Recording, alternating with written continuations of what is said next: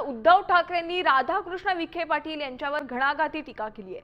विखे पाटलांचे घोटाळे जगजाहीर आहेत। त्यांच्या कारखान्याची किती वेळा कर्जमाफी झाली असा सवाल उद्धव ठाकरेंनी विचारलाय। तर कर्जबाजारी व्हायचं आणि पुन्हा कर्जमाफीची मागणी करायची हे अनेक वर्षांपासून सुरू असल्याचं देखील मंत्री विखेंनी म्हटलं होतं।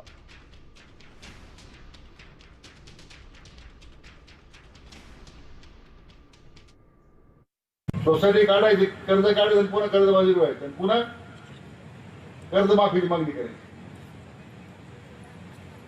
तर अनेक वर्ष काम चालू आहे, तरी काही चिंता नाही। महायुती सरकारनं तर जाहीरच केलं देवेंद्रजींनी की 100% आम्ही शेतकऱ्यांचे कर्ज माफ करणार आहोत, हे आपल्या सरकारने जाहीरच केलेलं आहे। राधाकृष्ण विखे पाटील म्हणतात की हे सोसायटी काढतात, कर्ज घेतात, कर्जबाजारी व्हायचं आणि पुन्हा कर्जमाफीची मागणी करायचं, हे अनेक वर्षांपासून सुरू आहे। त्याची राधाकृष्णांच्या साखर कारखान्याला आतापर्यंत किती वेळा थकबाकी, थकहमी, कर्जमाफी, कर्जमुक्ती वगैरे काय काय केले त्यांनी तो हिशोब मांडावा पहिला। उपसा जलसिंचन मध्ये त्यांचे सुद्धा घोटाळे हे जगजाहीर आहेत, त्याच्यामुळे त्यांना तर बोलण्याचा काही अधिकारच नाही। देश विदेशातील प्रत्येक घडामोडींचे लाईव्ह अपडेट मिळवण्यासाठी आता साम टीव्हीच्या सर्व सोशल मीडिया प्लॅटफॉर्मला लाईक, फॉलो आणि सबस्क्राईब करा।